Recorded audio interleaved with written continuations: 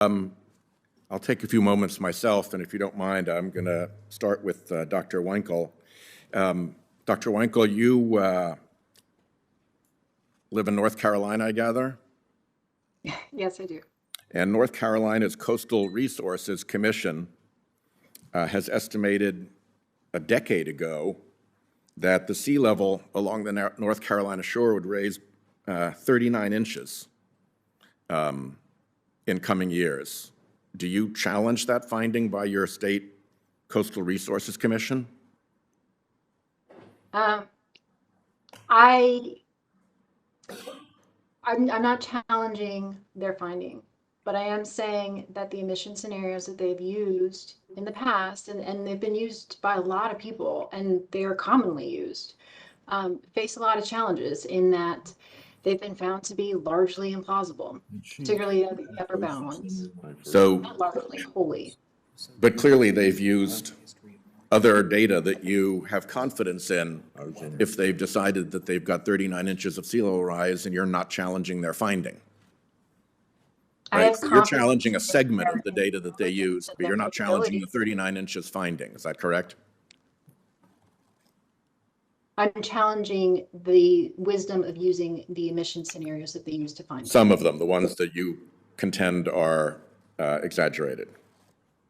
Yes. Why is it that in 12 pages of testimony in a hearing on the impact of sea level rise on local communities and on the economy, does your testimony never use the phrase sea level rise? Or admit that your own state is looking at 39 inches of sea level rise? That's a good question. And I had it in.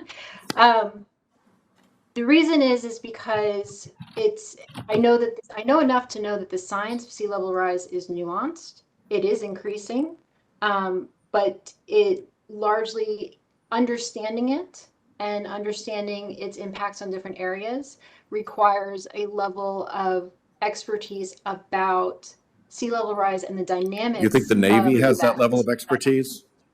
Do you think the United States Navy has adequate expertise to make determinations about the safety and future of its own coastal bases? I'm sure they have very intelligent people. Yeah, okay.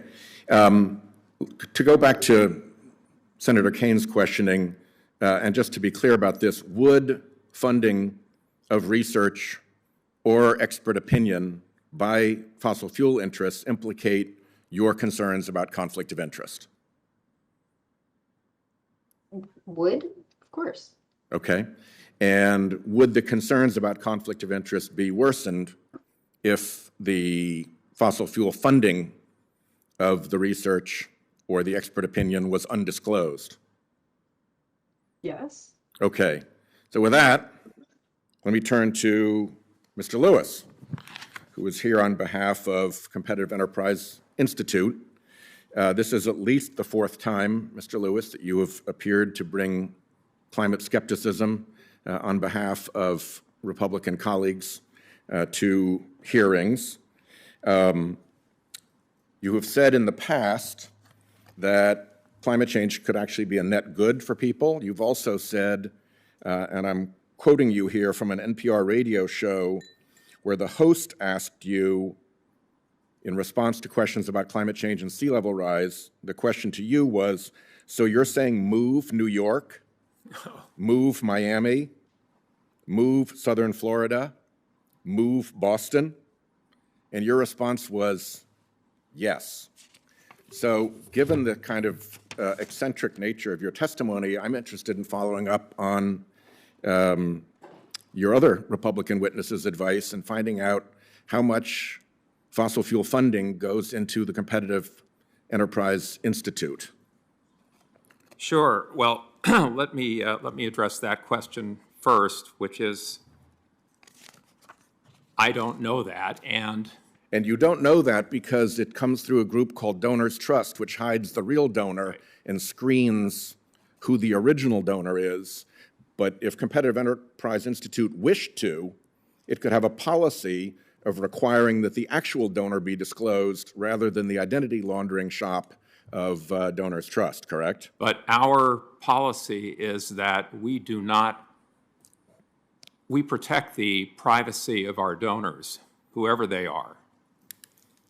And Which so runs you're- right into the so you're conflict of ask- interest you're problem, asking right? us to violate our policy, which is based on Supreme Court decisions. Exceedingly convenient policy. My time is up, and it's now Senator Braun and then Senator Van Hollen.